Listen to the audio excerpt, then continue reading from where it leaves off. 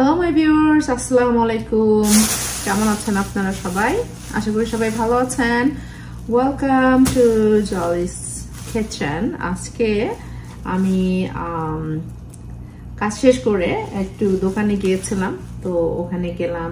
ওখানে যাওয়ার পরে কিছু বাজার করলাম। তো বাজারগুলো আজকে দেখে আমার খুব ভালো লাগতেছিল, কারণ এই ধরনের শাকসবজি সবসময় আমার এরিয়াতে পাওয়া যায় না, কারণ এটা আমাদের একদম দেশি শাকসবজি। তো যেহেতু আজকে আমি গেলাম, তো হঠাৎ যখন দেখলাম আজকে এগুলা দোকানে পাওয়া যাচ্ছিল, তো আমি খুবই এক্সাইটেড হয়ে সবকিছু কিনে নিয়ে আসছি।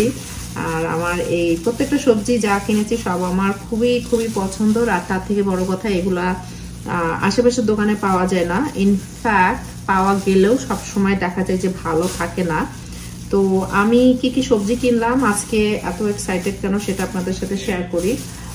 তো তার আগে আমাকে এগুলো একটু ঢালতে হবে, ঢেলে আপনাদের সাথে একটা একটা করে দেখাই আমি কি কি সবজি কিনেছি। একটু ওয়েট করতে হবে। এখানে আমি প্রথমে যেটা নিয়েছি পটল, দেখতে পাচ্ছেন পটলগুলা অনেক সুস্বাদু পটল। আমার মনে হয় এটা একটা বাটিতে ঢেলে দেখায় পটলের কোয়ালিটিটা কেমন।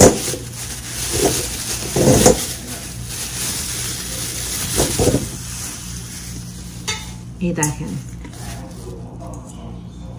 কত সুন্দর পটল এবং কত কোয়ালিটি দেখতে পাচ্ছেন। একদম মনে হচ্ছে আমি বাংলাদেশ থেকেই বাজারটা করা হয়েছে। এটা কিন্তু আমেরিকার লস অ্যাঞ্জেলেস থেকে আমি কিনেছি। তো এটা আমেরিকার লস অ্যাঞ্জেলেস থেকে বাজারগুলো করা হয়েছে। সো আপনারা আমার ভিডিও দেখে অনেকে ভাবতে পারেন যে বাংলাদেশ থেকে কিনেছি, এর জন্য ভিডিও দেখানোর কি আছে। তো যারা আমরা আমেরিকায় থাকি, তো আমাদের জন্য এটা বিশাল বড় একটা ব্যাপার যে বিদেশে থেকেও দেশি শাকসবজি পাওয়া যায় এবং আমরা কিনতে পারি এবং খেতে পারি। তো এটা হলো পটল।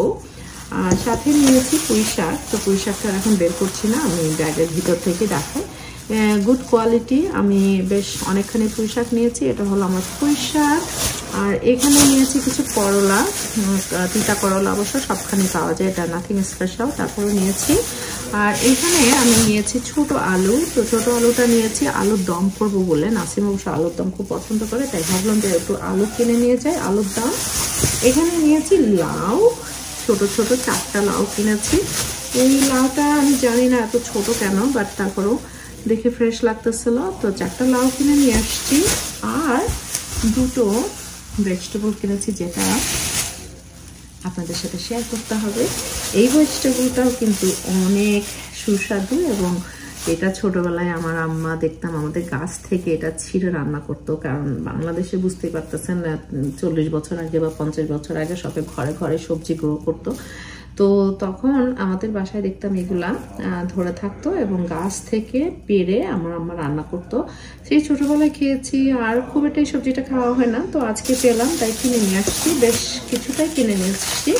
আর এই সবজিগুলো নাসিম অবশ্য সব ধরনের সবজি পছন্দ করে না, বাট আজকে যে সবজিগুলো নিয়ে আসছি সবগুলো খাবে।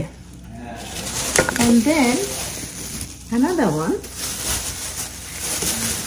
আর একটা সবজি, এই যে এটাও কিন্তু একটা মজাদার সবজি এবং এটাও কিন্তু আমাদের একদম টিপিক্যাল বাংলাদেশি সবজি। তো এই দুটার ভিতরে নামটা আমি ঠিক ভুলে গেছি যে এইটার নাম কি আর এটার নাম কি। আমি জানি যে একটা ধুন্দল, একটা ঝিঙ্গা, একটা চিচিঙ্গা। So I really do not know এটার নাম কি, এটার নাম কি। আমি এটাকে নর্মালি উশি বলি আমাদের ওখানে। আমার মনে হয় এটা, আমার যতটুকু মনে হয় এটার নাম উশি। আর এইটা মনে হয় আমাদের ভাষায়, আমাদের মাগুরাতে আমরা এটাকে ধুন্দল বলি আমার মনে হয়। I might be wrong too. তো আমি দেখি আমার ভাইকে জিজ্ঞাসা করবো যে এটার নাম কি। তো আমার মনে হয় এটাকে ধুন্দল বলা হয়, এটাকে ধুন্দল বলা হয়, এটাকে উশি বলা হয় আই থিঙ্ক। আর এটা তো দেশি পটল, মাশাল্লাহ, লাউ, আর হচ্ছে পুঁই শাক।